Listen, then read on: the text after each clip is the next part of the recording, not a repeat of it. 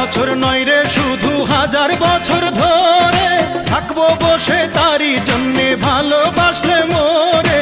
লোকের মন্দ পুষ্প চন্দন তাতে আমার ক্ষতি নাই, এই জীবনে একবার যদি সেই মেয়ের কাছে পাই, যে আমারে আপন করে বুকে দেবে ঠাঁই, সেই রকম এক রজকিনী চাই রে আমি চাই।